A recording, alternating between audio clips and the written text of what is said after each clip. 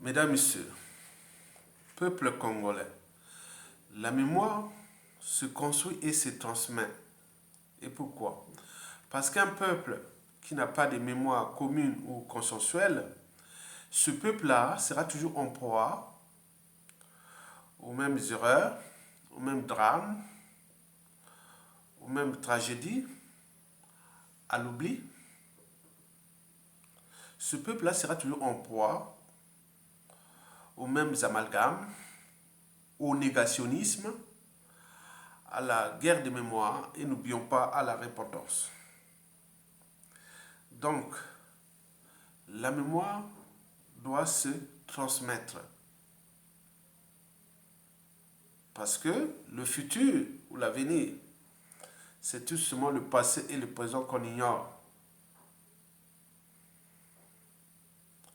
Les mêmes causes créent les mêmes effets. L'histoire a tendance à se répéter. Et donc, nous devons transmettre cette mémoire-là. Qu'est-ce qui s'est passé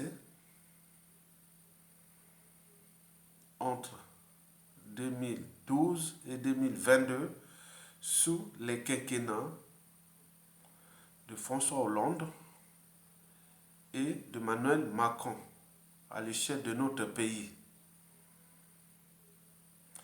Donc, nous allons observer une minute de silence pour toutes les victimes de l'intolérance politique France-Afrique, représentée au sommet à l'échelle de notre pays par le Néron tropical, l'ogre du bord de la Lima, le dictateur 5 étoiles, l'empereur du crime, Denis Sassou Nguesso, qui a déjà ses 38 ans de France-Afrique à la tête de notre pays, où l'on a brisé des millions de vies, surendetté pour rien un riche pays qu'il a ruiné et détruit. Un Congolais sur 3 est désormais à l'étranger, en exil. Il a fabriqué un pays, déjà en ces 24 dernières années, un pays d'ignorants, d'injurieux, d'haineux, de voleurs, de tribalistes et d'assassins. On voit bien ce qu'est devenu le Congo. C'est une poudrière. C'est l'ADN typique de la France-Afrique. Vous pourriez l'observer au Gabon, au Cameroun, au Togo, au Côte d'Ivoire. On avait vu au Mali et partout. C'est l'ADN France-Afrique. La prédation. Vous avez tout compris. Mesdames, Messieurs, peuple congolais, vous le savez qu'en 2015, François Hollande avait donné quitus à Denis Sassou Nguesso de modifier la Constitution comme il veut. Après avoir consommé des septennats, il fallait encore continuer parce que dans la zone France-Afrique, un dictateur, c'est un despote qui exerce le pouvoir à longueur des années sans qu'aucune loi ni institution ne les limite. Autrement dit, ça ne s'arrête jamais. Ça ne s'arrêtera jamais aux zones France-Afrique. Denis Sassou Nguesso, c'est un despote qui a pris quelques libertés contre les libertés fondamentales, contre les droits fondamentaux. Il a pris quelques libertés contre la souveraineté de ce peuple. Vous avez tout compris. Donc en 2015, moyennant financement de la COP 21, Sassou Nguesso qui l'avait financé à hauteur de 50 millions de dollars, l'autre moitié étant financée par Joseph Kabila de la RDC à l'époque. Donc la COP 21 avait coûté au total autour de 100 millions de dollars. Mais nous avions financé 50%. Et de ces 50%-là que nous avons financé, qui nous a coûté la vie de plusieurs jeunes, on parle de plus de 200 jeunes qui ont été assassinés parce qu'ils avaient manifesté contre le référendum anticonstitutionnel que François Hollande avait donné quitus à Sassou Nguesso. Souvenez-vous en 2016 aussi, le hold-up électoral, son troisième hold-up électoral, et qu'est-ce qu'il avait fait? Il a emprisonné le président élu, Jean-Marie Michel Moukoko, injustement, qui est toujours en prison, dans le couloir de la mort. Et N'oublions pas les terroristes d'État dans le pôle, avec plus de 200 villages à feu et à sang, 3000 morts, 180 000 déplacés. Voilà la France-Afrique. Et depuis 2017, c'est le tour d'Emmanuel Macron, dont on connaît le bilan. Déjà, la mort d'un opposant pendant les présidentielles de 2021. Imaginez-vous qu'en France, le 10 avril 2022, le jour du premier tour des élections présidentielles ici en France, Emmanuel Macron tue un opposant à ces présidentielles. Vous imaginez? Mais chez nous, ça s'est passé. Puisque Sassou Nguesso et la France-Afrique, et ce monde-là, nous gèrent comme du bétail humain. De ce fait, aucune condition humaine, ni sociale, et voire existentielle, n'est plus stable au Congo. La liberté, la dignité humaine n'a plus de sens, ni de signification au Congo. Donc nous sommes peut-être plus bas, hein, en dehors des sujets, des indigènes et des esclaves. Nous, on est peut-être comme du bétail humain.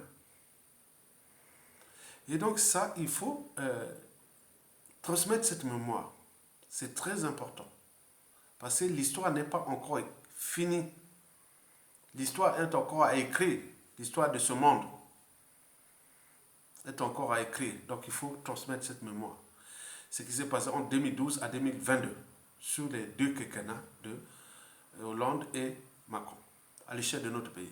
Donc observons une minute de silence.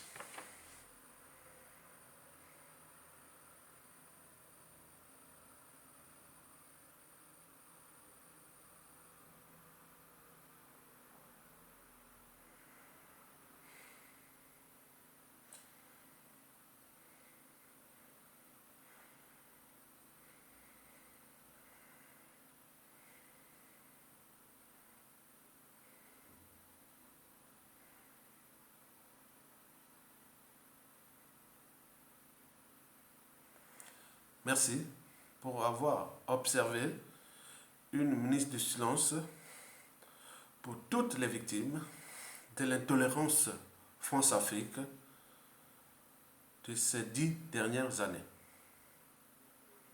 Je vous remercie. Mesdames, Messieurs, peuple congolais. Alors, la question posée est la suivante.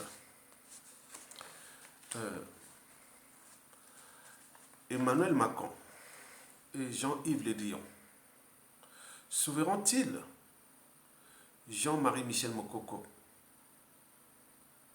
élu en 2016, qui est coupé depuis en prison, où sa vie, sa santé est en danger, puisque c'est maintenant un monsieur de 75 ans, bientôt.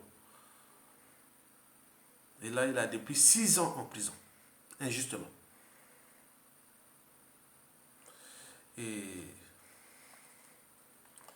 il est emprisonné depuis 2016 dans le bagne colonial mortifère France-Afrique, gardé par le dictateur Denis Sassou Nguesso, le pion, la pièce maîtresse de la France-Afrique. Alors, Emmanuel Macron et Jean-Yves Le Drian sauveront-ils Jean-Marie Michel Mokoko de ce bagne colonial? N'oublions pas d'autres prisonniers politiques, dont l'ancien ministre André Okombi Salissa et les autres qui sont toujours là en prison, injustement. Sachant que la zone France-Afrique, c'est celle qui regroupe le plus grand nombre d'éducateurs du continent noir, le plus grand nombre de bagnes coloniaux, c'est-à-dire les prisonniers politiques. Vous avez tout compris. De mon point de vue, certainement pas que Jean-Yves Le Drian et Emmanuel Macron puissent libérer leur captif Jean-Marie Michel Mokoko. Certainement pas. Et pourquoi? C'est pour 5 enjeux Le premier enjeu est perso à Denis Sassou Nguesso. Il est personnel à Denis Sassou Nguesso. Vous le savez que Denis Sassou Nguesso a 3 maladies mentales. Le mensonge, la mégalomanie et le cynisme. Donc, lui, dans son cynisme narcissique, prend du plaisir de faire mal, de tuer, de punir, d'emprisonner. Il prend du plaisir. Jean-Marie Michel Mokoko doit crever en prison. C'est pas que j'ai emprisonné le défunt président Joachim Yobi Opango pendant 11 ans. Et il y a beaucoup qui sont morts là dans ce bagne colonial, prison France-Afrique. Donc, il faut les savoir que le ciel ne tombera jamais. Et c'est la raison pour laquelle il doit les garder là. Or, Jean-Marie Michel Mokoko, c'est un homme digne. Parce que chez lui, qu'il ait gagné ou perdu dans la vie, il a toujours su préserver ses 4 vertus. La raison, sa liberté, sa dignité et sa conscience. Et donc là, ça énerve l'éducateur. Parce qu'il avait envoyé des émissaires pour aller reconnaître sa victoire. Mokoko avait dit non, mais non. Si tu as gagné, demande au peuple. Moi, je ne suis pas le peuple. Ce n'est pas moi qui fais l'élection. Moi, je me suis présenté. Il y a eu la dynamique. J'ai gagné. Mais vous m'avez emprisonné avec vous et la France-Afrique. Conspiration entre Jean-Yves Le Drian, Jean-Yves Olivier et l'ambassadeur Vidon. Vous avez fait. Vous avez même failli me tuer. Vous avez même affamé. Vous m'avez foutu en prison. C'est la France-Afrique qui, aux yeux de la communauté européenne, commence à se rendre compte que la France-Afrique devient le mouton noir de l'Occident. Parce que les valeurs occidentales, soi-disant occidentales ou européennes, là, elles deviennent problématiques à l'échelle France-Afrique. On est bien d'accord? Vous allez vous présenter à une élection présidentielle. Bon, vous pouvez tricher, mais foutre un Congolais en prison, comme l'ont fait, mais c'est pas possible. On n'est plus ni en démocratie, ni en démocrature, ni en dictature. On est dans l'esclavage et la colonisation, le néocolonialisme, le néo-esclavagisme. Jean-Marie Michel Mokoko et d'autres prisonniers politiques sont des bagnards. Sassou Nguesso est les gardiens de prison, des bagnes coloniales, d'un comptoir colonial à l'échelle du Congo-Brazzaville. Point barre. Donc, par conséquent, Mokoko ne sortira pas vivant tant que Sassou Nguesso restera là. C'est évident. À cause de ces 3 maladies mentales précitées et de ses soutiens France-Afrique. Et cette même France-Afrique-là qui prend de l'eau. Comme je vous l'ai dit que le malheur à venir de la France, c'est d'avoir entretenu la France-Afrique. Et donc, pour ce premier enjeu, nous sommes sûrs et certains que la santé et la vie de Mokoko est en danger, tant que Sassou reste encore Sassou Nguesso. Je vous informe que Jean-Marie Michel Mokoko a désormais cette année 75 ans. Donc, à tout instant, il peut perdre sa vie. Injustement. Quand on voit ça, il y a de quoi devenir fou. Sur quel droit et devoir Sassou Nguesso a-t-il ce droit et pouvoir-là de faire ça? Sur quel droit et devoir et pouvoir la France-Afrique a-t-elle le pouvoir de laisser libre cours à Sassou Nguesso de punir les Congolais? Il a brisé des millions de vies. Le capital décès déjà avoisé d'il y a plus de 800 000 morts. C'est quoi cette France-Afrique? Mesdames et messieurs, peuple congolais, le deuxième enjeu pour lequel Jean-Yves Le Drian et Emmanuel Macron ne sauveront pas Jean-Marie Michel Mokoko du bagne colonial mortifère gardé par Denis Sassou Nguesso. Cet enjeu est politique, de politique intérieure. Parce que pour Denis Sassou Nguesso, Jean-Marie Michel Mokoko libéré, son pouvoir sera problématique. Son pouvoir deviendra problématique. Parce qu'il ne veut pas de leadership dans ce pays, il n'y a que lui. Tous ceux qui ont cherché à sortir la tête comme ça, il a tous forcé à l'exil ou emprisonné, à défaut, assassiné. Et c'est Jean-Marie Michel Mokoko, dit en prison, il n'a plus que deux solutions. Soit fuir à l'étranger ou être assassiné, ce qui s'attend. Mais comme il ne va pas céder, bon, son sort est scellé. C'est une injustice, c'est une inégalité. C'est du crime quand on voit la France-Afrique. Voilà le vrai visage de la France-Afrique. Donc, pour la politique intérieure, Sassou Nguesso pense que si Mokoko est libéré, lui, il reste perturbé la conservation des syndicatures et la succession imminente. Vous avez tout compris? Donc cet enjeu est capital de politique intérieure. C'est Mokoko dehors, vous imaginez? Sassou est perdu.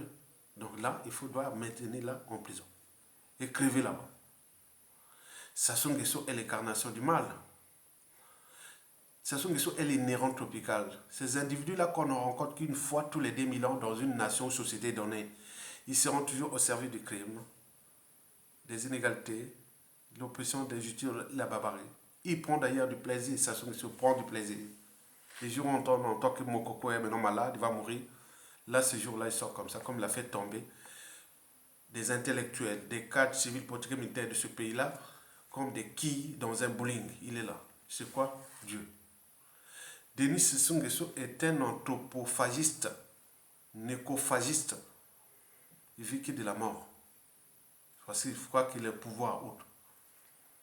Donc nous sommes en présence d'un tueur en série. Nous sommes en danger. Donc ce monsieur a les moyens de l'État dont il dispose contre le peuple congolais, contre ce pays. Et pour comme dit encore. Cet enjeu est capital, l'enjeu de politique intérieure.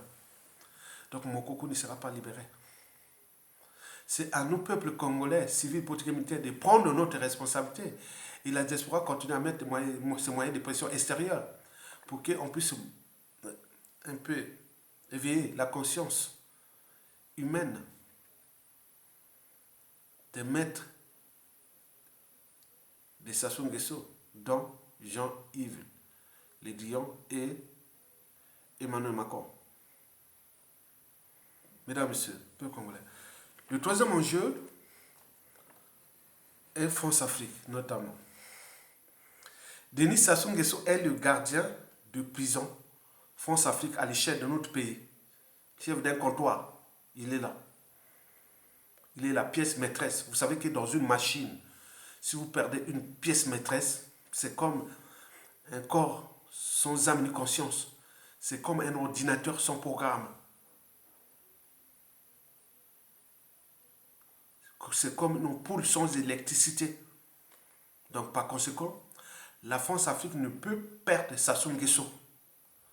Parce qu'il est le pion parfait. Il est entraîné et conditionné. Il est d'ailleurs sous emprise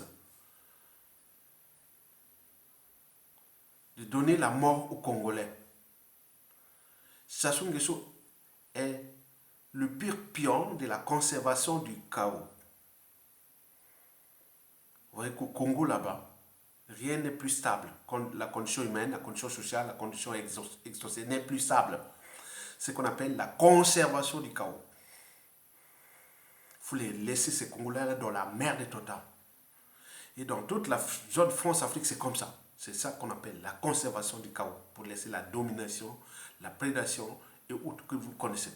Et pour combien de temps encore? Puisque déjà au niveau de l'Union européenne, on commence à savoir que la France ou la France-Afrique devient le mouton noir de l'Occident. Puisque depuis la fin de la guerre froide en 1989 et l'arrivée d'Internet, les Africains de plus en plus éveillés conscients de la situation de leur continent. Les Africains ont compris que l'Occident n'a plus le monopole des technologies, ni des puissances militaires et autres. Donc tout se dessine en Afrique, puisqu'elle a le capital humain, elle a les ressources naturelles, et les technologies sont maintenant disponibles, comme l'a dit au sommet Union européenne, Union africaine. Beaucoup cherchent à se désolidariser de la France, qu'elle commence à se décoloniser. Parce que si elle ne se décolonise pas, elle va perdre. Parce qu'au sein de l'Union européenne, vous avez des ex-pays colonisateurs. Et ils se sont affranchis de l'Afrique depuis. Ils n'ont pas de base militaire en Afrique, ni de monnaie coloniale, et encore moins maintien au pouvoir des dictateurs sanguinaires. Non, ils vont là-bas pour les marchés. Mais le problème, c'est que dans la zone France-Afrique, il y a le monopole de marché France-Afrique, de la France. Mais l'ouverture va se dessiner, va s'imposer. Et la France va perdre gros en Afrique à cause de sa diplomatie suicidaire depuis ces 60 dernières années. Ce n'est pas la faute des Africains. Les Africains ont essayé un peu de lancer des lettres, des vidéos, des rappels, tout ça, ils n'ont été que des victimes à cause des accords signés dans les conditions qu'on ne connaît pas des années 60. Donc, il faut en tenir compte que la France-Afrique doit changer de paradigme. Et maintenant, c'est décoloniser diamétralement. Et nous avions aussi, au sein de l'Union européenne, les pays qui n'ont jamais colonisé l'Afrique. Pour eux, parmi ces pays, on trouve beaucoup de pays scandinaves, l'Europe du Nord et l'Europe de l'Est. Vous avez compris? Même au sein de l'Union européenne d'ailleurs. Quel est l'ADN de l'Union européenne en ce moment? C'est au-dessus, c'est le marché, les matières premières de l'Afrique. Ils pensent comme ça. Donc vous voyez l'Européen, quand il regarde, l'Occident européen, quand il regarde l'Afrique, il voit au sommet nos matières premières, le marché africain. Et qui cherche à jouer avec le jeu de la France-Afrique, on fait des aides, des dons, des choses comme ça. L'assistanat. Donc ils ont trouvé ce jeu-là, non. Les Africains n'en veulent plus. En dehors des matières premières, vous avez, deuxièmement, les pouvoirs en Afrique, qu'ils soient des pouvoirs de fait ou de droit. L'enjeu de l'Union européenne, c'est que ces pouvoirs puissent garantir leur marché en matières premières et de déboucher de leurs produits manufacturés. Enfin, en troisième position, viennent les libertés fondamentales et droits fondamentaux. Ça, c'est en fonction des enjeux géostratégiques. Mais dans l'Union européenne, ces trois critères-là, c'est-à-dire le marché, le pouvoir et les droits, c'est en fonction des pays d'Europe. Mais la majorité veut que, il faut quand même qu'il y ait quand même minimum de démocratie et un peu beaucoup de liberté aussi. Fondamental, il faut que l'Afrique soit un marché. On peut acheter les matières premières, mais aussi vendre. Mais là, la France n'en veut pas. Parce qu'avec ses bases militaires, sa monnaie coloniale, et donc il joue au monopole. Et avec ce monopole-là, il crée le chaos. Et la France est dans la conservation du chaos en Afrique. Donc là, ça devient problématique. Et c'est désormais visible. Tout le monde est au courant. L'Afrique a changé et va changer tout au long de ce 21e siècle. C'est que les Européens ont déjà constaté. Mais la France n'a pas constaté. Elle reste toujours le gardien de prison en Afrique, le gardien des cimetières en Afrique, le pourvoyeur d'immigration vers l'Europe. Et il y a beaucoup de choses comme ça. Or, l'Europe de l'Est ou les pays scandinaves, et surtout l'Europe de l'Est, ils ne voient pas de bon oeil l'arrivée des immigrés africains, ou ils n'ont jamais. Voilà, donc où viennent-ils? Donc ils viennent beaucoup des ex-pays colonisateurs d'Afrique ou des ex-pays colonisés par la France. Parce que les pays anglophones sont les plus avancés. Même l'isophones avancent très bien, mais là où il y a le problème, c'est l'Afrique francophone. Mesdames, Messieurs, peuple congolais. Donc l'enjeu France-Afrique est important. parce qu'elle devient le problème, hein, la France-Afrique en Afrique. Mais si elle ne change pas de paradigme, et maintenant, non, c'est décolonisé, non, maintenant, non, c'est fini, c'est fini.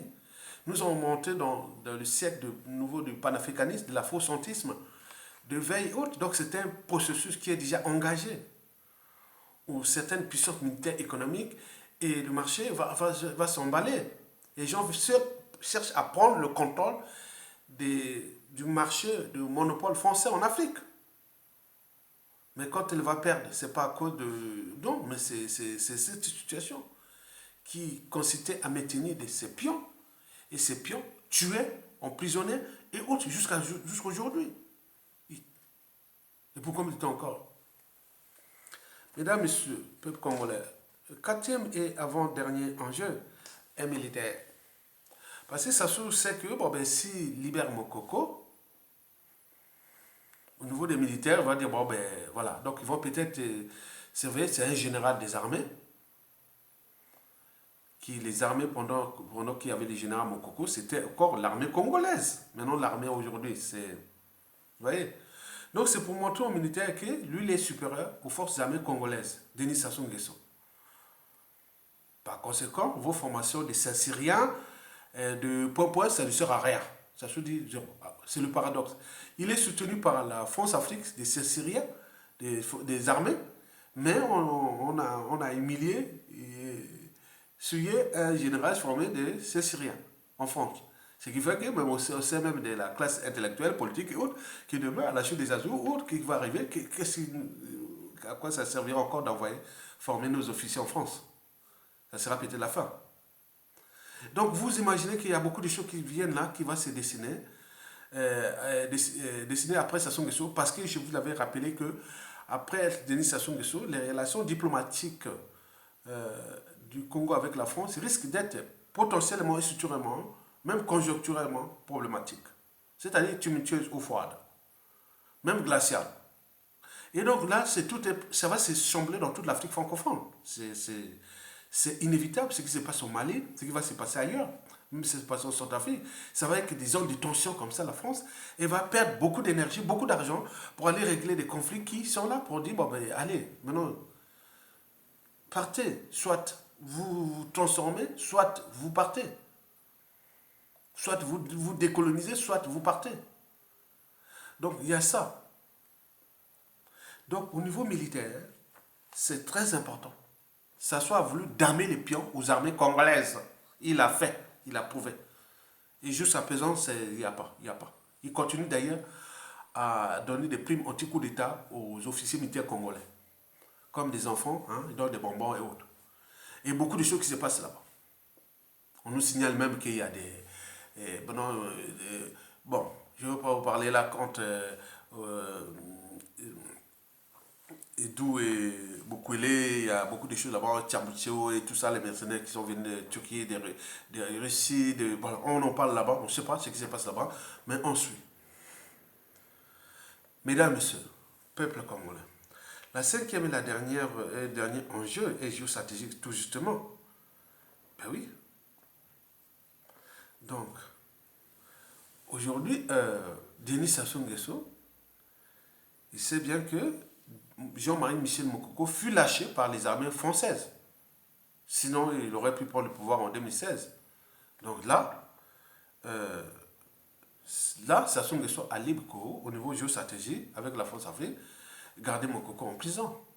Parce que pour la France-Afrique, après Sassou Nguesso, qui peut prendre le contrôle du Congo sans que nous ayons des soucis avec ce pays qui est stratégique, puisqu'il est en face d'un grand pays qui s'appelle la République démocratique du Congo, qui nourrit 60% des matières du monde en matière minérale et en terres rares nécessaires aux technologies civiles et militaires. C'est un pays qui est à 2 pas de l'Afrique australe, et l'autre moitié qui donne de l'Afrique centrale vers le Sahel. Donc le Congo-Brazzaville, là, c'est très important, c'est le bassin du Congo, le golfe de Guinée, autres, il y a beaucoup d'enjeux là. Donc là, au niveau géostratégique, la France ne sait plus quel pion, peut-être attendre que mon Congo crève, et après, bon, ben, ils pourront devoir libre cours parce qu'il dit que nous avons toujours, enfin, nous avons souvent ces réflexes-là d'oublier. Non, celui qui blesse ou tue, oublie vite. Mais celui qui porte les cicatrices n'oublie jamais. Jamais, jamais, jamais. Parce qu'on peut dire, bon, ben, ils ont oublié, mais ceux qui vont prendre le pouvoir, il y aura une victime de Sassou. Et ça n'a pas oublié, on voit, ça ressort. C'est comme dans la psychanalyse. Donc ça ressort. C'est pas, ils n'ont pas oublié. Nous sommes dans un pays où le peuple et tout le monde est laissé pour compte. Sans éducation, sans justice, sans sécurité, sans dignité et autres. Donc on nous traite comme du bétail. Comment vous allez voilà, s'affronter à un monsieur qui est structuré, organisé, renseigné par les services secrets des meilleurs du monde et autres. Pour combien de temps encore? Parce que ce sont les moyens de tous. Donc nous avions des tordus qui sont parmi nous, qui attendent le moment venu. Et ça va se répéter quand peut-être Sassou Nguesso son clan, et surtout contre la France-Afrique, on ne sait pas. Parce que du nord au sud, de l'est, du nord au sud et de l'est à l'ouest, dans ce pays, la France-Afrique a naqué des victimes.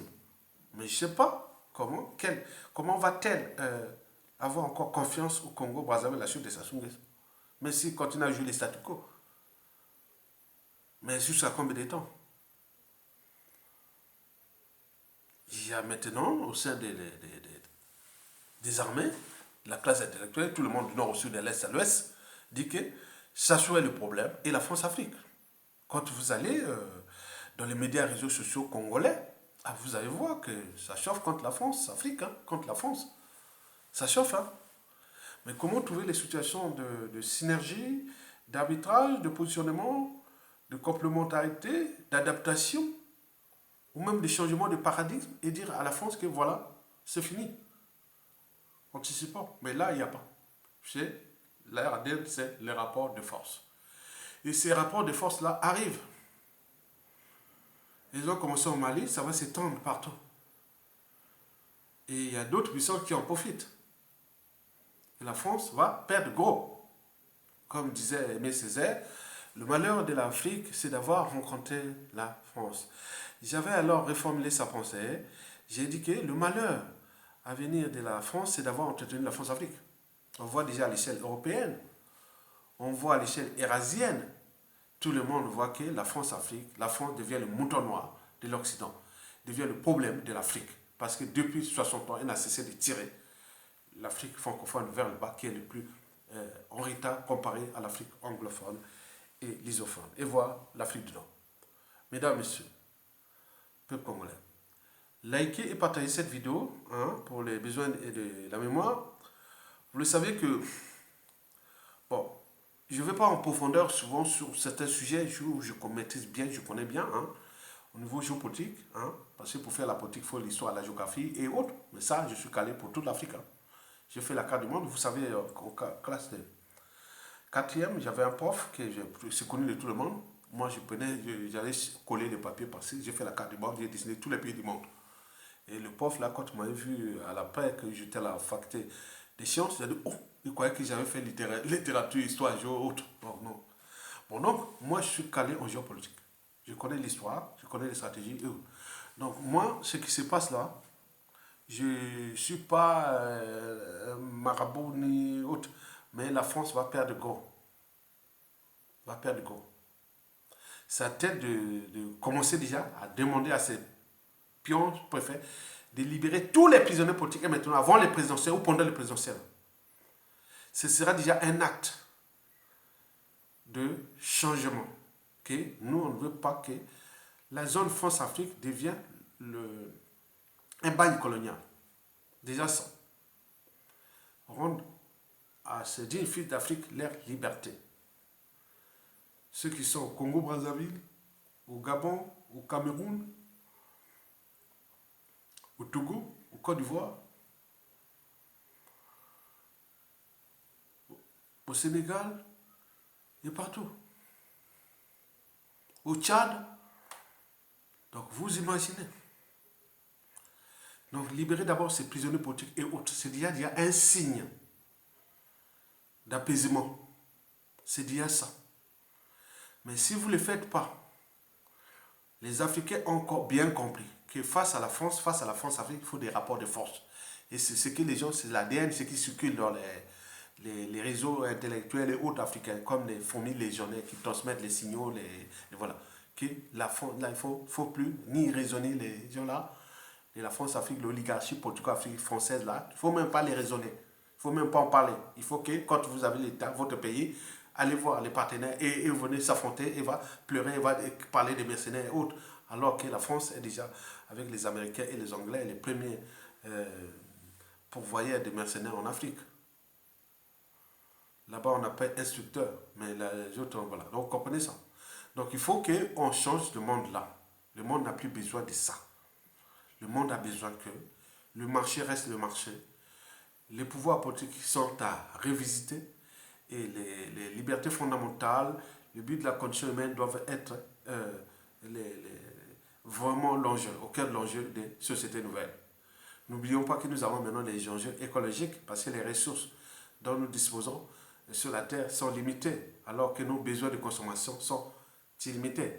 Mais comment repenser ça en tenant compte des indicateurs comme la démographie, l'éducation, la transformation de ces matières premières-là, les transports, la consommation, le rejet dans l'environnement et tout ce qui concerne les cycles de vie, énergie, matière.